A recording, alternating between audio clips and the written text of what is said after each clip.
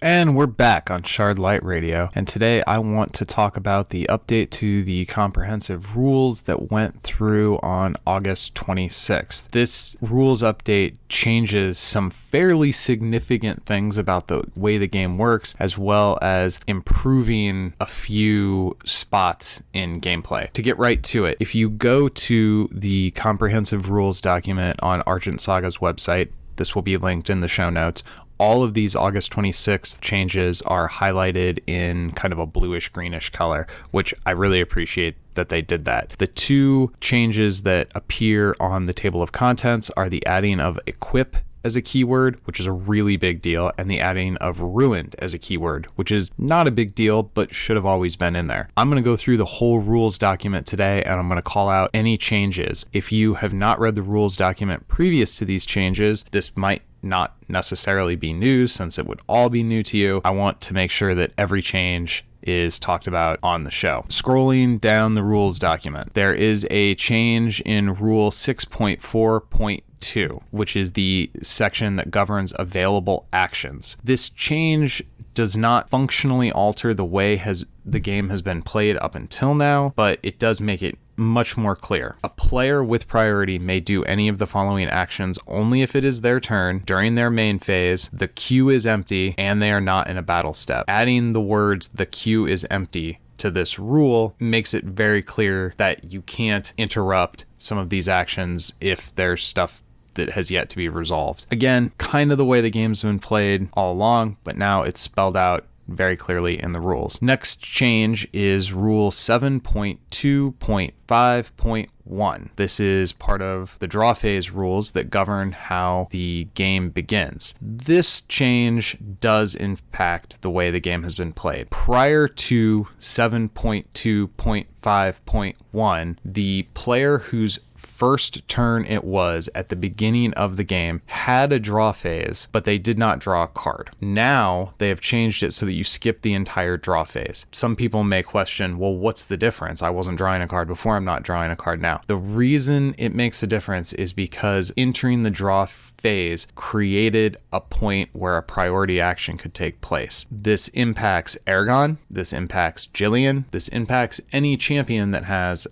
basically a free exhaust ability. With Jillian, I was starting my turn, entering the draw phase where I don't draw a card, exhausting Jillian, revealing cards from my hand, adding a spell to my hand from the top of my deck. Then I go into the charge phase right after that, Jillian readies, and I get to do it a second time. I don't think this was a broken interaction, but I do think it's a little bit of a feels bad moment for new players in particular. My son even looked at me and said, "Are you sure you're not cheating?" the first time I used Jillian twice on my opening turn to draw 2 extra cards. Skipping the entire draw phase removes that kind of awkward, kind of strange feeling interaction where you can double use your champion going into the first turn, and it's also just cleaner. It makes more sense that rather than entering a draw phase that's empty, where you don't draw a card, you just skip the draw phase. It's a more intuitive version of the rule. It bums me out a tiny bit that it happens to hit a card interaction that I kind of liked and had been using, but for the health of the game, this is a change that makes all the sense in the world. Probably should have been that way all along. I have no problem with this being updated. Next, Rule 9.2.1.1. This is the section of the rules that covers types of abilities, specifically activated abilities, and now the rule reads, activated abilities can be added to the queue anytime the controller, or if there is no controller, the owner of the card with the ability has priority, as long as the ability is functional. The clarification here is just about who owns and controls the ability to trigger an activated ability. I don't think this really counts as a change. It just makes the rules much more clear. That's important, but functionally, I don't think it affects, at least no cards that I have been playing with are directly impacted by that. Next change is Rule 9.4.8.4. If you cannot pay any cost required for a card or ability, you cannot play it. I have not encountered this, but I suspect there is someone somewhere who was trying to apply the do as much as you can rule to paying costs and trying to say, well, I can't pay for it, but I do as much as I can. It says in the rules, and then I get this card. It seems so obvious to me that if you can't pay for a card, you don't get to play it. Duh. Next change is Rule 9.4. 11.9, once consecutive priority sequences have ended with each player passing, you resolve the next card or ability on the queue. I feel like I was doing this already. I'm not sure how this was phrased before. Maybe it just wasn't clearly stated, but this is how we have been playing the game in my games all along. So I'm gonna assume this was a clarification update as opposed to an actual rules change. Next, there's been 2 items added to the section of the rules that governs counters, 10.5.2 and 10.5.3. The first is if a tower is destroyed, remove all counters from that tower, and if a card is flipped face down, remove all counters from that card. Maybe this wasn't in the rules because Ash wasn't a thing when they drafted this. It makes a lot of sense that counters should be removed from cards when they go face down or when they get destroyed. I have no problem with that update. Equip. Okay, this is the big one. Equip is now defined as an ability. It is a static ability. If a card cannot be targeted by abilities, it cannot become equipped by any new card. Let's dwell on this point for a moment. If I play an effect that makes it so my card cannot be targeted by spells or abilities, I cannot put equipment on that card. If this is part of the queue, like I open a queue by saying I'm going to play an equipment onto a card I control, and my opponent responds and I respond by making my guy immune to spells and abilities, my initial play of trying to put equipment on that guy will fail. That's a big deal. That's a huge change. To make equip an ability that targets changes how equip has been played. I mean, I know it's a brand new game, but over the last few weeks, equip has been a different kind of thing. Now it is an ability, specifically a static ability.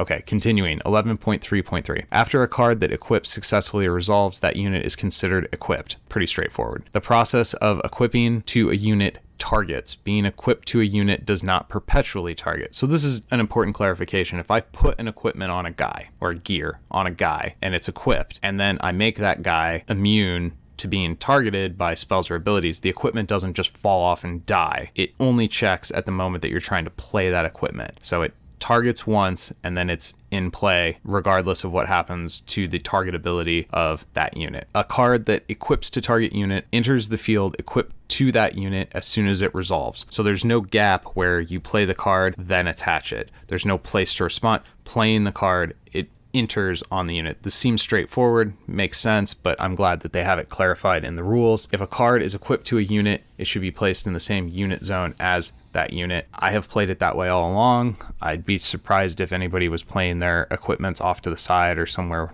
Well, actually, I wouldn't be surprised. I played card games long enough to know people put their cards in weird places. As kind of an aside to this, I like that the comprehensive rules for Argent Saga actually dictate where the cards must be played. I also like that they have provisions in the rules to accommodate people if for whatever reason the board layout is difficult for them. There's people that will put their cards in stupid places to deliberately make them harder to see. If you don't make it a rule that you have to put your units close to your opponent, it's silly. I'm glad that they took the step to proactively have that written into the rules before it became a problem later. Rule 11.8, ruined. So ruined was a keyword before.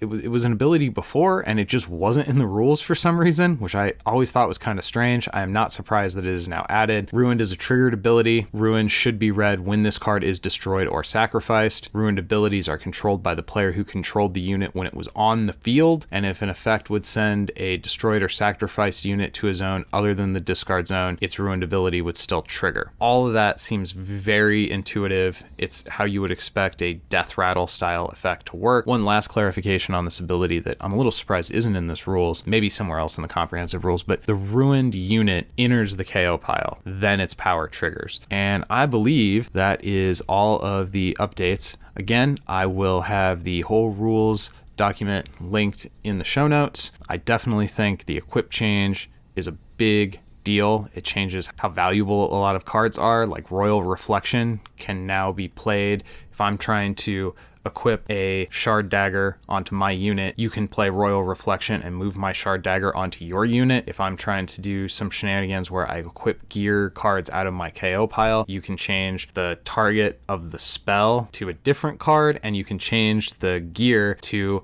a different target as well. That seems a little weird. I understand the game's new. and we're still kind of figuring some things out. The ability to use a spell to change the equipment target of a gear that I'm trying to put into play, that feels real rough. I am aware that with any game, there is kind of a give and take. If the rules work this way, then they can't work that way, and there's positives and negatives to every different permutation of the rules. Given how tight the rules and mechanics are for Argent Saga overall, even though this one update to the rulebook feels a little weird to me, I have enough faith, even in the short period of time that I've been playing this game, I have enough faith in the developers that they are taking all of this into account. That even though this particular mechanic feels a little strange in this one rules update, I have a feeling there's an element of future proofing going on, and that if gear augments didn't work in this way, it would cause greater problems or paint them into